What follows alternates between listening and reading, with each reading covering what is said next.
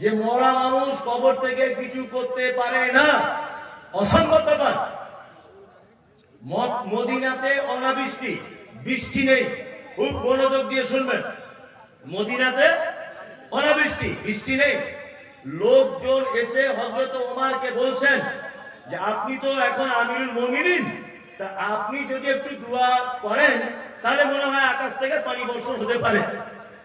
হযরত ওমর বলছেন রাদিয়াল্লাহু তাআলা আনহু, তিনি বলছেন যে আগে অনাবৃষ্টি হলে আল্লাহ রাসূল দোয়া করতেন আর আসমান থেকে পানি হতো। এখন তো নবীজি নেই, এখন বেঁচে আছেন কে না নবীর চাচা হযরত আব্বাস রাদিয়াল্লাহু তাআলা আনহু। তোমরা বরং হযরত আব্বাসের কাছে যাও, গিয়ে পানির জন্য বলো। লোকজন সবাই মিলে হযরত আব্বাসের কাছে গেলেন, দুয়ার জন্য বললেন আর বললেন, হে নবীর চাচা, আগে নবীজি দোয়া করলে আসমান থেকে বৃষ্টি হতো, এখন আপনি নবীর চাচা হিসেবে আল্লাহর দরবারে বলুন যদি আসমান থেকে একটু বৃষ্টি হয়। হযরত আব্বাস রাদিয়াল্লাহু তাআলা আনহু তিনি দোয়া করলেন, আসমান থেকে ঝরঝর করে বৃষ্টি ঝরতে থাকলো।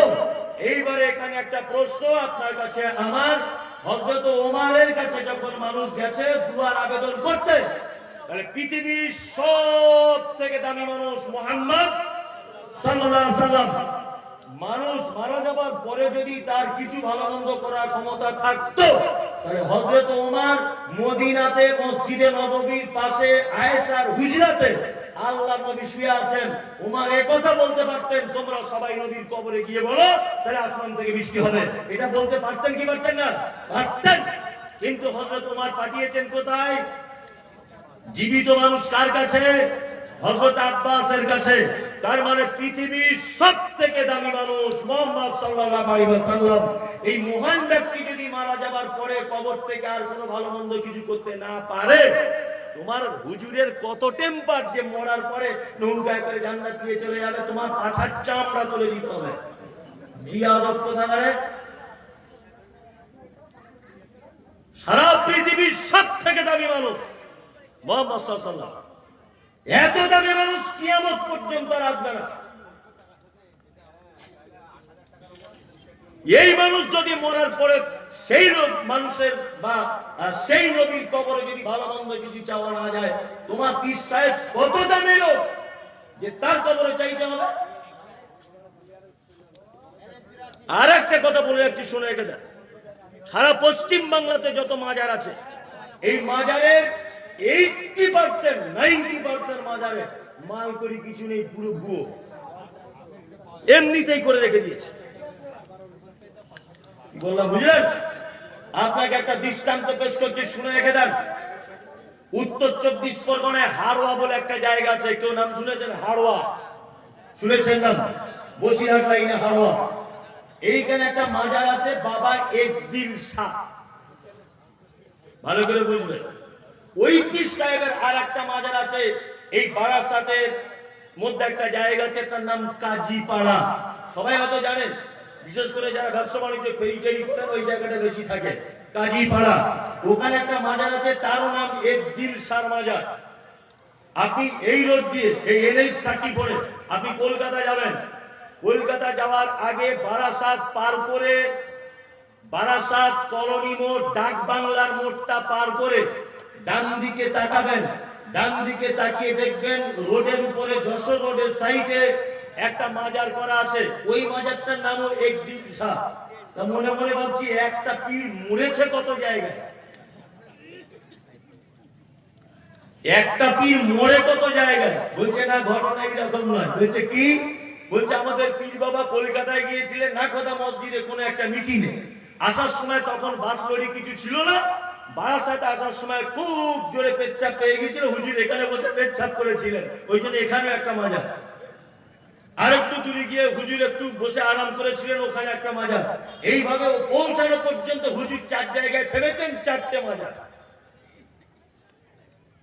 2024 সালের মানুষ এসব বিশ্বাস করে?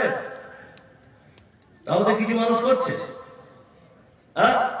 মরার পরে যদি কোনো ক্ষমতা থাকতো, আল্লাহ নবী সাল্লাল্লাহু আলাইহি ওয়াসাল্লাম বেঁচে থাকা অবস্থায় আল্লাহ রাসূলের যত সন্তান সব পৃথিবী থেকে চলে গেছেন, একজন বাদ দিয়ে, তার নাম ফাতেমা রাদিয়াল্লাহু তাআলা আনহা। তিনি মারা গেছেন আল্লাহ রাসূল মারা যাবার 6 মাস পরে। কি বললাম বুঝলেন? এইবার একটা চমৎকার কথা বলি। ফাতেমার ছেলে কটা? দুটো, হাসান আর হুসাইন। শহীদ করা হয়েছিল কুফা শহরে। কাকে? হুসাইনকে, তাই না? আল্লাহ রাসূল নাতিকে খুব বেশি ভালোবাসতেন কি বাসতেন না? বাসতেন। তা যখন কুফা শহরে, বাগদাদের কুফা শহরে হুসাইনকে হত্যা করা হচ্ছে, তার আগে নানা একটু কবর থেকে বলে দিতে পারেননি, ওই হুসাইন ওখানে যাসনি ভাই, ওখানে গিয়ে তোকে হত্যা করে দিবে? এটা নবীজি বলতে পারতেন কি পারতেন না? পারতেন। কিন্তু তিনি বলেছিলেন ইয়েস নো, বলেননি। তার মানে নবীজি যদি নিজের নাতি হাসানকে আগে থেকে যদি সাবধান না করে দেয়, তাহলে তোমার পীর সাহেব কত দামি যে কবর থেকে তোমার উপকার করবে। আল্লাহ নবী সাল্লাল্লাহু আলাইহি সাহাবী নাম তার হযরত ওমর। আল্লাহ রাসূল যে ওমরের ব্যাপারে বলেছেন, আমি মিরাজের রাত্রিতে গিয়ে জান্নাতে একটা সুন্দর বিল্ডিং দেখলাম। আমি জিজ্ঞাসা করলাম বিল্ডিংটা কার? তা জিবরিল আমিন বলছেন এটা হযরত ওমরের বিল্ডিং। কার বিল্ডিং? হযরত ওমরের বিল্ডিং। এটা এত সুন্দর বিল্ডিং। আল্লাহ রাসূল ওমরকে খুব বেশি ভালোবাসতেন। রাসূল সাল্লাল্লাহু আলাইহি ওয়াসাল্লাম বলেছেন, আমার পরে যদি কেউ নবী হয় হতো কে? হযরত ওমর। উনি ছিলেন বিচক্ষণ একজন সাহাবী, তাই না? হযরত ওমরের রায়ের ব্যাপারে আয়াত পর্যন্ত অবতীর্ণ হয়েছে মুনাফিকদের জানাজা সালাত সংক্রান্ত সূরা তাওবাতে। কি বললাম বুঝলেন? হযরত ওমর সব থেকে আল্লাহ রাসূলকে বেশি ভালোবাসতেন, তাই না? হযরত ওমরকে মারা হয়েছিল কোন অবস্থায় জানা আছে? নামাজ সালাতরত অবস্থায় পিছন দিক দিয়ে তার পেটে ছুরি ঢুকিয়ে দেওয়া হয়েছিল।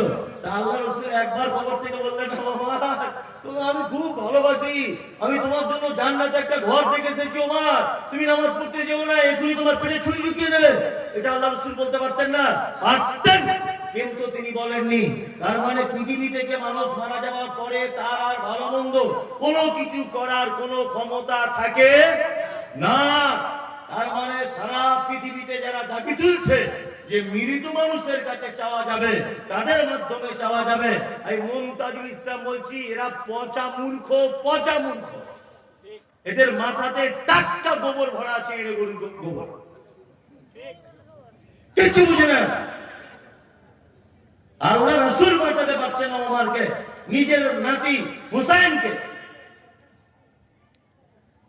কি আশ্চর্য ব্যাপার! বলছি অমুক জনের ওসিলা দিয়ে দোয়া করতে হবে। হ্যাঁ, ওসিলা দিয়ে দোয়া করুন। আপনি আপনার ভালো কাজের ওসিলা দিয়ে কি করতে পারেন? দোয়া করতে পারেন। ওই যে তিনজন লোক পাহাড়ের ভিতরে আটকে গেছে, গুহার ভিতরে উপরে একটা পাথর এসে ঢেকে দিয়েছে, শুনেছেন না? হ্যাঁ, বনী ইসরাঈলের ঘটনা। হ্যাঁ, তারা কি করে উদ্ধার হলো? একজন আরেকজনকে বলছে, ভাই যদি জীবনে কোনো ভালো কাজ করে থাকো তাহলে একবার আল্লাহকে স্মরণ করো, আল্লাহ নিশ্চয় ভালো করে দেবে। একজন বলছেন যে আল্লাহ আমার চাচাতো বোন অপরূপ সুন্দরী আমাকে জেনার জন্য আহ্বান করেছে, আমি সেই কাজে আগিয়ে গিয়েও আমি বলেছি না আমি করতে পারবো না, আমি আল্লাহকে ভয় করি। পাথর একটা পাট ফাঁক হয়ে সরে গেল। তার মানে আপনি যদি কখনো বিপদে পড়েন, আপনার নিজের কিছু ভালো আমলের কথা আপনি আল্লাহর কাছে পেশ করতে পারেন। আপনি বিপদে পড়েছেন, আপনি এরকম ভাবে বলুন, আল্লাহ মহসিনিয়া মাদ্রাসায় মুনতাজুল প্রধান বক্তা হিসেবে এসেছিল, সেদিন আমি 10,000 টাকা দান করেছিলাম, এটা শুধু তোমার জন্য করেছিলাম। তুমি যদি আমার এই বিপদ থেকে বাঁচাও তাহলে এই দানের বিনিময়ে তুমি আজকে আমার উপর একটু দয়া করো। এইটা আপনি বলতে পারেন, কোনো সমস্যা নেই। কিন্তু আপনি যদি বলেন অমুক জায়গার হুজুরের ওসিলা দিয়ে আল্লাহ ক্ষমা করে দাও, ক্ষমা তো হবে না, মরার পরে চামড়া তুলে দিবে। কি বলা বললেন না? একদম নয়, খুব সাবধানে থাকবেন। জি, 12টা বাজে, কমিটি আমি বুঝতে পারছি আদায়ের কথা বলছে, কিন্তু আমি তো প্রতিদিনের প্রোগ্রাম, আমি আদায়ের কথা বললি 10 মিনিটে সব লোকগুলো পাওয়া, এটা আমার প্রতিদিনের কাজ। কারণ সবাই তো জানে প্রধান বক্তা শেষ, এরপরে আর কেউ নেই, আদায়ের কথা বলছি চল বাড়ি। বরঞ্চ আমি সাত ব্যাংক যাই বলছি লোকগুলো বসে আছে। হ্যাঁ, আর একটুখানি বলে দিই 2-4 মিনিট, তারপরে আদায়ের কথা বলছি। 2-4 মিনিট আমাকে কমিটির পক্ষ থেকে সময় দেওয়া হবে।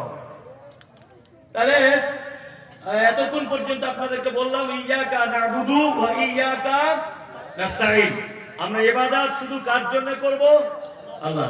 আর সাহায্য শুধু এককভাবে কার কাছে মাধ্যম ছাড়া চাইবো? আল্লাহর কাছে। ইহদিনাস সিরাতাল মুস্তাকিম।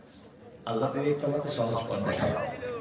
কেমন সহজ পথ? সিরাতাল লাযিনা আনআমতা আলাইহিম, তুমি যাদের উপরে রাজি হয়েছে, খুশি হয়েছে, গায়রিল মাগদুবি আলাইহিম ওয়ালা দাল্লিন, তাদের পথ আমাদেরকে চালিয়ে দিও না যাদের উপরে তুমি অখুশি, যাদের উপরে তুমি রেগে আসো, যাদের পথ ভ্রষ্টতা, আল্লাহ তুমি সেই পথ আমাদেরকে চালিত করো না। এরপর আমরা কি বলি?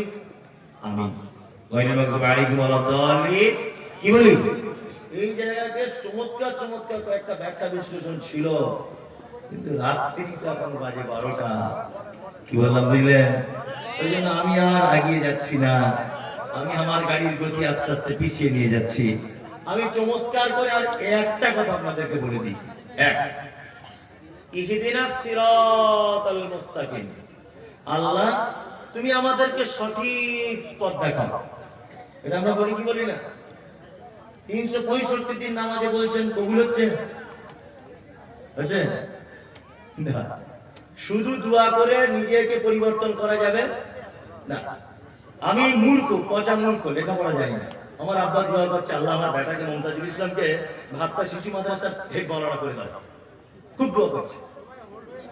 আমার মা দোয়া করছে, আমার ছেলেকে ওই অমুক হাই স্কুলের প্রধান শিক্ষক করে দাও। জীবনে কবুল হবে দোয়া? হবে না। তাহলে এই দুয়ার পাশাপাশি আমাকে শিক্ষা অর্জন করতে হবে, তারপরে কবুল হবে, তাই তো? তা আমরা সারা জীবন যদি বলি ইয়াকা না'বুদু ওয়া ইয়াকা নাস্তাঈন, ইহদিনাস সিরাতাল মুস্তাকিম, আল্লাহ সহজ পথ দেখাও, সহজ পথ দেখাও, জীবনে সহজ পথ দেখাতে পাবে না। আমাদেরকে দেখতে হবে কারা কারা এই সহজ পথে ছিল, তাদের মতো করে জীবন গড়তে হবে, তাহলে সহজ পথ পাওয়া যাবে। আমরা সাহাবীদের চরিত্রের দিকে দেখবো, তাই না? হ্যাঁ, নবীদের চরিত্রের দিকে দেখবো, তাহলে সহজ পথ পাবো ইনশাআল্লাহ। রাত্রি অনেক হলো, 12টা বাজে। মাদ্রাসাটি আলহামদুলিল্লাহ আরবি জেনারেল সব শিক্ষার সমন্বয়ে খুব সুন্দর একটি পরিবেশ তৈরি করে প্রতিষ্ঠানটি চালানো হচ্ছে।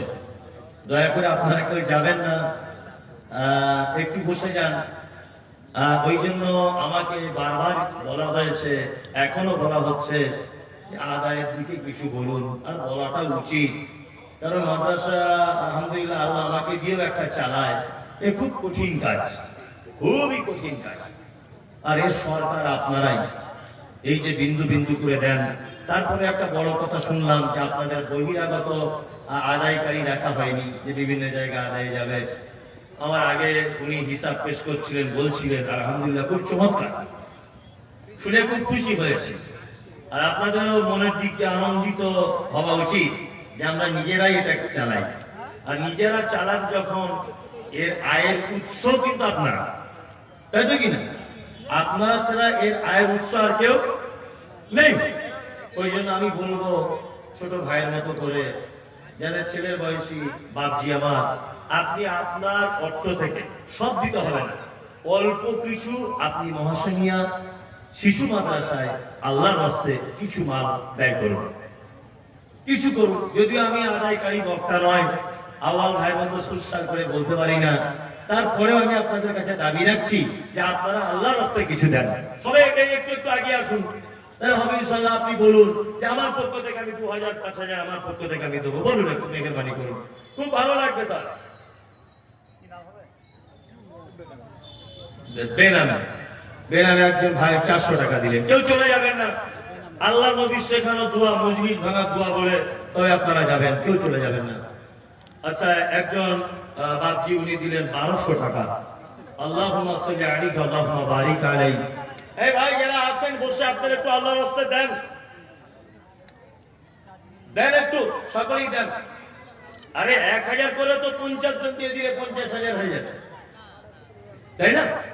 আপনাকে একা 50,000 দিতে বলছি না, আপনি 1000 দেন, আপনি আল্লাহর রাস্তায় 1000 দেন, তাতেই হয়ে যাবে ইনশাআল্লাহ। ভাই একটু আসুন, আল্লাহর রাস্তায় দেন, আগে আসুন। এই যে আমি বলেছিলাম আদায়ের কথা বললে আর থাকবে না। একটু যদি বসেন, দেন, আল্লাহর রাস্তায় দেন। আদায়ের মাঝখানে মাঝখানেও কিছু কথা বলবো, মানুষ অত বোকার আছে, অত বোকার নেই। একটু পানি দেবেন, আলহামদুলিল্লাহ। দেন ভাই, আপনারা দেন, আল্লাহর রাস্তায় দেন কিছু। মাশাআল্লাহ, জালালউদ্দিন ভাই 5000।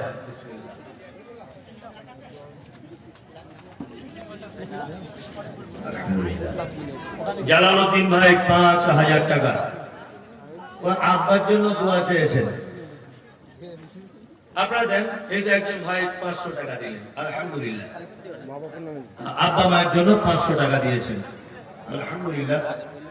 আল্লাহ তুমি তার মানে বরকত দান করো, তুমি তার পরিবারের উপরে রহম করো। আল্লাহুম্মা সাল্লি আলাইহি, আল্লাহুম্মা বারিক আলাইহি। যারা আছেন ভাই একটু দেন, আপনারা আল্লাহর রাস্তায় দেন। আরে 200-500 যা আছে তাই দেন, কোনো সমস্যা নেই।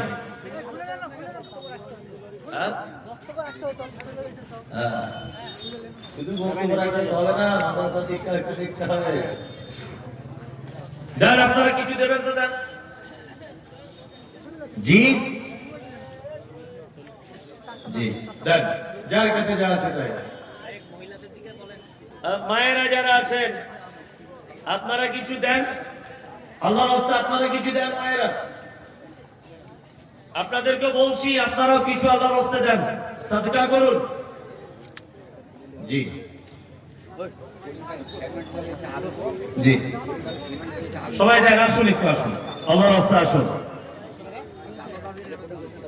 তুমি আসমানে থাকো প্রভু, আমি জমিনে। তুমি আসমানে থাকো প্রভু, আমি জমিনে। তবু তোমারি প্রেম জমে হৃদয় গহীনে। আমি তোমারি গোলাম গো, অন্য কারণ। আমি তোমারি গোলাম গো, অন্য কারণ। আলিমুল গায়ব তুমি, মালিক রব্বানা আল্লাহ। ভাই যারা দিবেন তো দিয়ে দেন, তাড়াতাড়ি করে দেন, দেরি করিয়েন না। যারা দিচ্ছেন দিয়ে দেন। কি হচ্ছে রেকর্ডিং? দেন, আপনারা দেন। আদেশ করিল আল্লাহ পবিত্র কোরআনে, আর বিবাহ করিতে যত আদম সন্তানের। কোরআনে আদেশে আল্লাহ যদি না করিত, মানুষের বংশ সব ধ্বংস হয়ে যেত। কিন্তু গায়ে বর্তমানে ঘটেছে এমন, বেটির বিয়েতে বেটার বাপ নিচ্ছে কত পণ। কেউ সোনা দানা নিচ্ছে, কেউ টাকা করি, কেউ জমি জায়গা নিচ্ছে, কেউ নিচ্ছে বাড়ি। আবার কত বাপজি বলে নিব না গোপন, বেটা বেটি সাজিয়ে দিকি বিয়াই আপন। টাকার বেলায় সাধু সাজে, জমির বেলায় চোর। টাকার বেলায় সাধু সাজে, জমির বেলায় চোর। বর্তমানে বেটার বাপ এমনি হারামখোর। চোর লোকে চুরি করে অন্ধকারে হলে, বেটার বাপ করে চুরি দিনের উজ্জ্বলে। হায়রে বেটার বাপ তুমি এমনি লোভী হলে, টাকার বদলে বেটা বিক্রি করিলে। বেলডাঙ্গার ঘাটে শুনি বিক্রি হয় পাঠা, পাঠার মতো বিক্রি করো তোমরা নিজের বেটা। হায়রে বেটার বাপ তুমি এমনি লোভী হলে, পাঠার মতো বেটা বিক্রি করিলে। তোর জন্য কে বাদাই জানো বেটার বাপ, শত শত বেটির বাপরা দিচ্ছে অভিশাপ। দিবেন কেউ? দিয়ে দেন। মেয়েরা একটা বলবো, হাজির বেটার বিয়ে হলো কাজীর বেটির সাথে। হাজির বেটার বিয়ে হলো কাজীর বেটির সাথে। কাজীর বেটি বলছে আমি যাব সিনেমাতে। হাজির বেটা বলে ওগো বাপছে আমার হাজি, ওগো বিবি তোমার কথায় কেমনে হব রাজি। হাজির বেটি দুঃখ মনে কথা নাকি বলে, হাজির বেটা পড়লো ফেরে বোঝাই কোন ছেলে। সিনেমা দেখা মেয়ে মানুষ ঘরে রাখা দায়, অবশেষে রাজি হতে হলো নিরুপায়। হাজির বেটা বলে শোনো শোনো গো সুন্দরী, আমার ছোট আমার জামা পড়ো তাড়াতাড়ি। দুই বন্ধুর মতো তারা গেল সিনেমাতে, রাস্তা তাদের জানা না আছে সন্দেহ নাই তাতে, বিয়ের আগে কত গেছে হিসাবকে বা রাখে। হলের সামনে দাঁড়িয়ে গেল, লাগলো আলোর ছটা, অনেক দিনের পুরাতন বন্ধুর সাথে হলো দেখা। বন্ধু বলে ওরে বন্ধু এটা কে তোর হয়? বন্ধু বলে ওটা আমার শালার পরিচয়। রাগ করো না বলছি আমি সনদিয়া মন, কেমন এতে মোদের ঘরে নারীর আগমন। যতই করো নামাজ রোজা দেখাও পরে যে গাড়ি, যতই করো নামাজ রোজা দেখাও পরে যে গাড়ি, বাজারেতে কিনলে শাড়ি সঙ্গে পাবো নারী। আসল নারী মা হাওয়া এলো দুনিয়াতে, ওই নারী হতে এত নারী হিসাবকে বা রাখে। বর্তমানে দেখি শুধু নারীর আমদানি, নারীর ফটোয় ব্যবসা চালায় হাজারো দোকানি, মৌলবী মাওলানা আর হাজি গাজী ভাই। বর্তমানে নারীর হাতে বাঁচার উপায় নাই, রেডিও টেলিভিশন আর সিনেমা হলে দলে দলে যাচ্ছে পুরুষ নারী আছে বলে। নববর্ষের দিনে দেখো হাজার দোকানদার, নববর্ষের দিনে দেখো হাজার দোকানদার, নারী মার্কা ফটো দিয়ে দিচ্ছে ক্যালেন্ডার। বাজারেতে চা বিস্কুট আনবে সবাই কিনে, সেটাই দেখো নারীর ফটো বিস্কুটের ওই টিনে। আলকাতরা টিনে দেখো নারীর ফটো আছে, বেশি দামে আলকাতরা বিক্রি হবে বলে। পানের সঙ্গে জর্দা খাবে 300 পাতির কোটো, সেটাই দেখো বাদানাইকো আছে নারীর ফটো। নববর্ষের দিনে দেখো হাজার দোকানদার, নারী মার্কা ফটো দিয়ে দিচ্ছে ক্যালেন্ডার। নিজের টাকায় সাবান কিনে ময়লা দূর করে, ময়লা দূর যেমন তেমন নারীর ফেরে পরে। ইফকো কিনুন, পটাশ কিনুন, রাসায়নিক সার, তার বস্তার উপর দেখতে পাবে নারীর পিকচার। সাইকেলের ওই সামনের চাকায় মার্কেটের ওই নিচে, সাইকেলের ওই সামনের চাকায় মার্কেটের ওই নিচে, সেটাই দেখো বাঁধানাইকো নারীর ফটো আছে। তোর বউকে যাই না দেখা যায় না রাস্তাঘাটে, ওই বউকে দেখবে সবাই ভোটের তালিকাতে। আর বলবো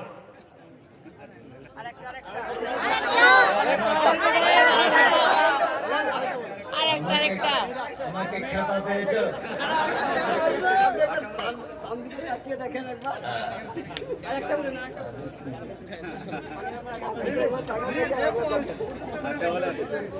আমি বাঙালি, বাংলা ছাড়া বুঝি না। শোনো শোনো মা বোনেরা শোনো দিয়া মন, শোনো শোনো মা বোনেরা শোনো দিয়া মন, বর্তমানে তোদেরই করিবি বারণ।